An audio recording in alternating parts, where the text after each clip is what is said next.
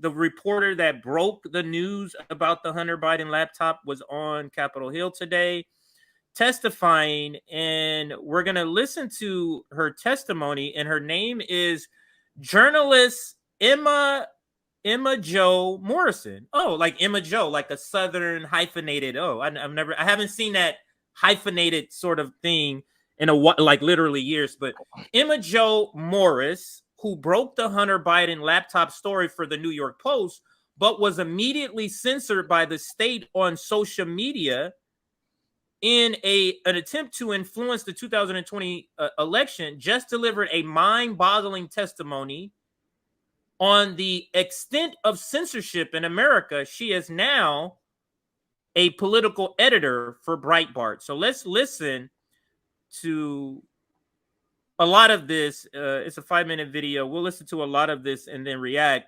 So I can't see you guys. Let me know when you want to stop, if you want to stop and chime in on some of the things that she says. But let's listen. Ayes and 8 noes. The motion to table is agreed to. We will now move to our second witness. Ms. Morris, you are recognized for 5 minutes.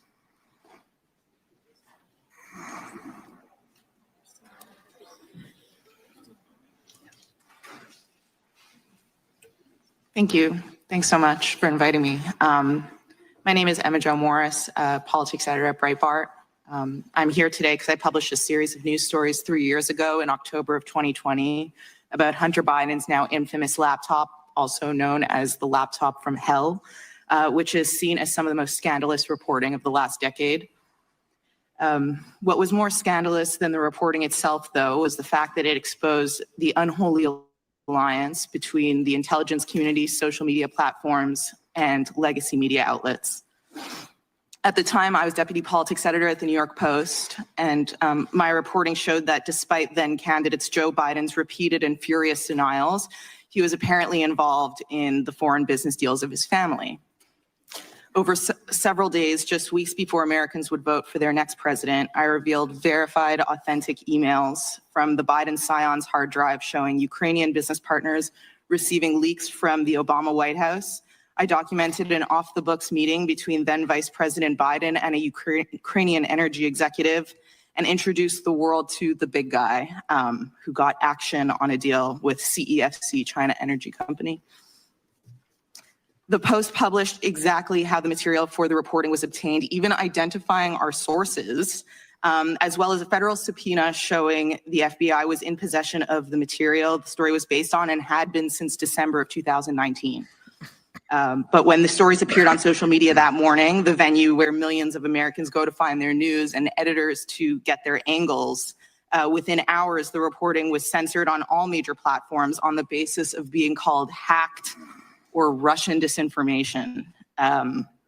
Twitter refused to allow users to share the link to the stories, banned the links from being shared in private messages, a policy.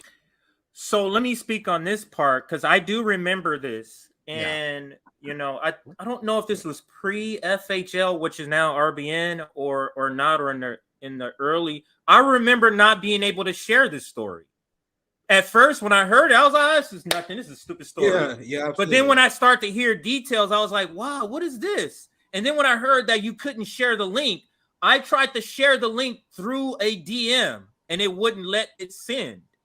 And I thought that was amazing. And this is something that Twitter has set up to prevent the transmission of child pornography. They're using this to stop Hunter Biden. And like she said, FBI knew that this story was true.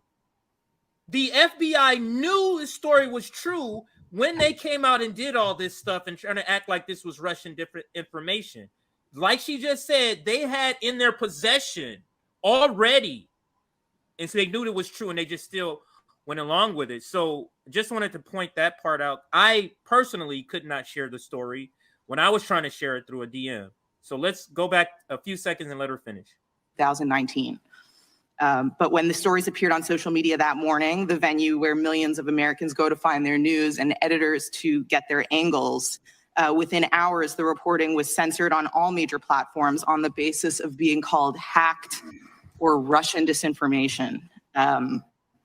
Twitter refused to allow users to share the link to the stories, ban the links from being shared in private messages, a policy, by the way, that's used to clamp down on child porn, and lock the post out of its verified account. Facebook said it would curb distribution and reach of the links on its platform. However, the stories were not based on hacked materials, nor were they Russian disinformation. And despite those claims appearing to come out of thin air at the time, we would eventually learn that they actually didn't come out of thin air at all. On October 19th, 5 days after the Post began publishing, Politico ran a story headlined, "Hunter Biden's story is Russian disinfo, dozens of former intel officials say." God, I can't even say that with a straight face, you know? Dozens intelligence officials. This is why anytime they have like on cable news and they go, "Oh, CIA intelligence official," they might as well say top liar. They might as well say top fibber or something, whatever word you want to use to describe a liar, because that's literally what they're here. So intelligence officials. So what they did, in order for the population, for the people to go, "Okay, we trust you," they go, these top officials that have impeccable records of telling the truth, look what they say about Hunter Biden's story. It's a lie, when they knew at the time it was not. So what is our intelligence community here to do but to lie to us? Right. What are they actually here to do? Are they collecting intelligence to protect us or to lie to us? Go ahead, Nick, or whoever. And to your point, CJ, and I'll pass to the rest of the panel, Chuck Schumer literally said on, it was like a CNN or MSNBC interview, where he was like, dude, if the fucking intelligence community don't like you, they had 2 ways to Sundays to fuck with you. He's talking about Donald Trump. He's like, dude, Donald Trump fucked up. He made enemies of the intelligence agencies, and they about to fuck him up. That was a giant political gaffe, because that was Chuck Schumer telling the truth on national TV, and now people pretend he didn't say that. And that's common knowledge among DC. If you fuck with the intelligence agency, they will destroy you by underhanded means if possible. But I'll pass to the panel, and we can continue after the panel, CJ. Yeah, so I don't know if you guys remember, but pretty recently, Mike Pompeo came out and said he was giving some speech somewhere, but it aired on TV. He was like, "Yeah, we at the CIA, we take courses on spreading disinformation, on lying to the fucking public. We take entire courses on that. A lot of what we said is flat out fucking bullshit." And he said this knowing that he's on camera, knowing that it's going to be aired, and he still said it anyway. I don't know if you guys saw that clip, and he was laughing it off like it was like some joking thing. Ha ha ha! We lied to everybody. No, I saw that. And so the fact that he's that fucking open and brazen about it. Just imagine the shit they don't share with us. Yeah. Sure. Well, they can afford to do that because it doesn't affect them. They're the elites, so they will be just fine. They will be protected. It's the rest of us that's going to get fucked up. So of course he's going to say that with a straight face. It's not going to affect him unless he does some shit. Let's continue with the video. Politico printed a letter completely uncritically from veteran members of the U.S. intelligence community, falsely claiming that the Post expose has, quote, all the classic earmarks of a Russian information operation. Oh my God. Most notable among the signatories of that letter were Jim Clapper from former DNI, Michael Hayden, former CIA, John Brennan, former CIA, despite having... Clapper and Brennan go on cable news all the time. Yeah. These are the liars. These two go on cable news all the time. I just saw them on there last week. And they bring them, these are the heavy hitters that they bring in when they need to tell really big lies, so that you have somebody that's decorated, that gives you believability. Look, he's impeccable record. Absolutely. Look at all the shit that, all the things that's on. That's to make you think he's telling the truth. Absolutely. When they're not. Having such damaged credibility following their participation in the Russia collusion conspiracy theory. A few days later, on October 22nd, when Biden appeared in the second presidential debate and was confronted with the facts of the Post reporting, he said to Trump, quote, 50 former national intelligence professionals said this. What he's accusing me of is a Russian plot. But it was not. And he knew that. He knew that. Now, fast forward to this year, 3 years later. Just last spring, House investigators revealed it was a call by now Secretary of State Antony Blinken to former acting CIA Director Michael Morrell that prompted the spy letter published by Politico, which bypassed agency approval processes that would have been normally applied. It is also now known that ahead of my reporting, federal agencies were priming social media companies to execute an operation to discredit it. According to internal documents released by Elon Musk upon his acquisition of Twitter, the FBI and other intelligence community members essentially directed the platform's censorship operation, in part externally by working with top management and in part internally by social media companies hiring eye-popping numbers of agency alumni. Journalist Michael Schallenberger reported, based on documents he obtained from Musk, that during all of 2020, the FBI and other law enforcement agencies repeatedly primed Twitter executives to dismiss reports of Hunter Biden's laptop as a Russian hack and leak operation. Feds arranged for top secret security clearances to be granted to Twitter management and even had encrypted messaging networks set up, which they dubbed a virtual war room. To this day, hundreds of people from the intelligence community work at social media companies. Over the last few years, hundreds, and I can stop here in the video. Yeah. Hundreds of people work at social media companies, and we, through the Twitter files, we found out about, or at least I found out about, I can't remember the name of his name, but the person who was running it, former FBI, one of the alphabets, he was running Twitter, not the president, but he was part of Twitter. He got hired. Why do you think so you in an intelligence business in the government and you go, I'm looking for a new career. Let me go to Twitter. Who does that? Nobody, right. Like nobody, you would go into some sort of private practice, private consulting. You're doing that as to go in and censor. That would be the only reason that a former, and not just a former, several former intelligence sort of officers or employees now working for social media, for Facebook, for Twitter.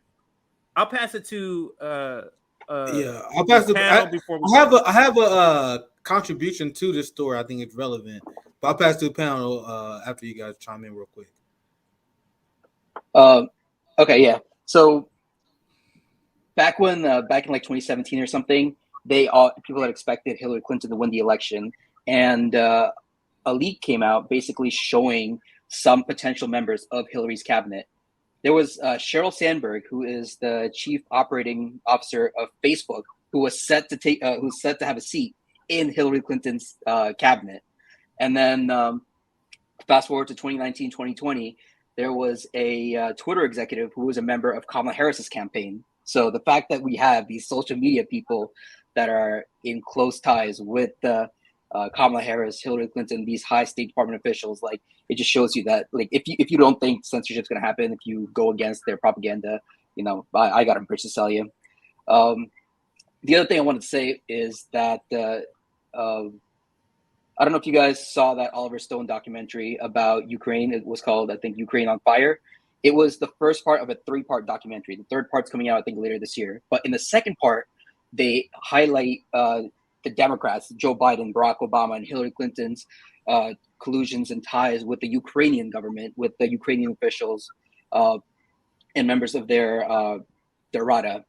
And they didn't want that to, in an effort to like downplay the level of collusion, they basically came out with this bullshit Trump Russia hoax, and they just ran with that in the media. So as a way to give cover for themselves.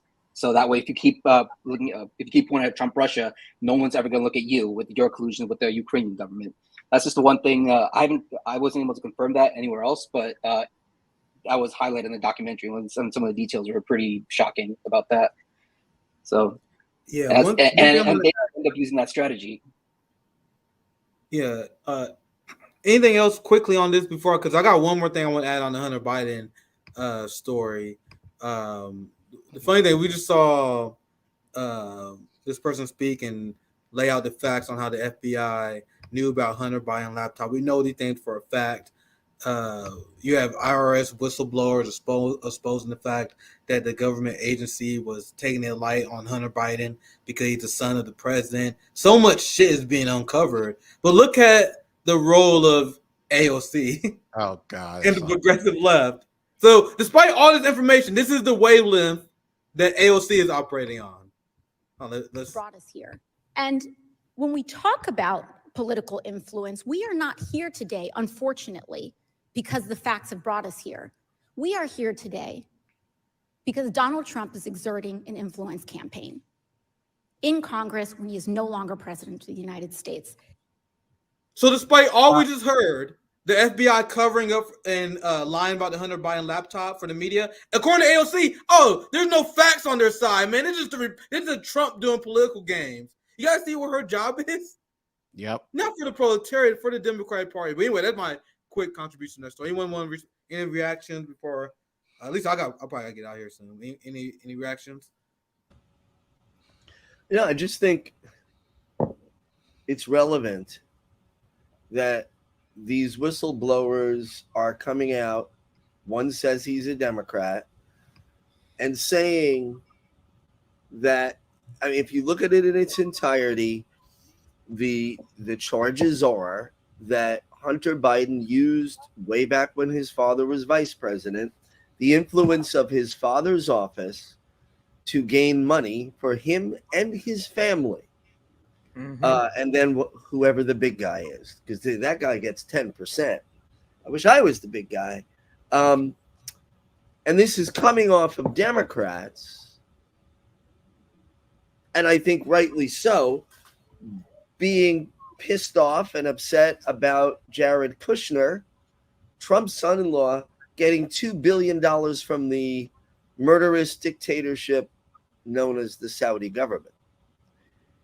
Every single time something horrendous happens that shows corruption, same thing happened with like sexual harassment and assault allegations.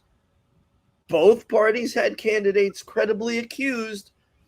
We only believe the ones against the people we don't like. How about this? Both parties have sexual predators that have been presidents. Both parties have family members of these presidents and vice presidents that have become insanely rich simply both parties pretend Jeffrey Epstein only like one of them. Both parties right. pretend.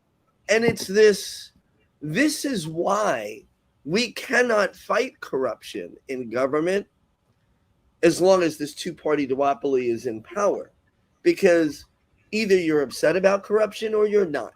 Hunter Biden is corrupt. I mean, talk about money laundering, selling your art when you are a shitty artist. I mean, he's nobody, right? He just decided I'm going to do art now. That is to get money from people. Absolutely. Laundering it through your very mediocre, and that's being kind, your very mediocre art, which he probably didn't even paint. Probably paid somebody to do it. I don't know. When that corruption is going on, and we just got off of Trump steering foreign dignitaries to stay at the Trump Towers, it's like this corruption is rampant. And by the way, we didn't talk about this, but the Supreme Court of the United States is a sewage drain of corruption on both sides. Yeah. You know how they get away with it? They write books. Has anybody, because I read a lot, any of you read a book by a Supreme Court? No. What's her name? I think it was Sonia Sotomayor, wrote a children's book. Yes. Never thought about doing that before. Yes. She become, and what is that? And then now she's Dr. fucking Seuss. And then she made her staff would call the places she was going to speak and say, you are expected to purchase X number of books. That's money laundering, right? But they're legally allowed to do it. So what ends up happening? Corruption keeps going on and on and on. Team Red and Blue will point the fingers. Look, Hunter Biden, I mean, if I didn't know any better, I would think he was Sarah Palin's son. That family is all right? But it's looking a lot better than this. And it's sad. And my last comment is like, that whole thing about the laptop. Of course, when you saw him interviewed, he never said it's not mine. He was like, I don't know. I'm like, oh, dude, he lost his laptop. Like, if you lose your car keys temporarily, that's one thing. So don't tell me that a guy who loses a $1,500 laptop won't lose a $100 bag of cocaine in the White House. Like, come on. We know this behavior. Okay,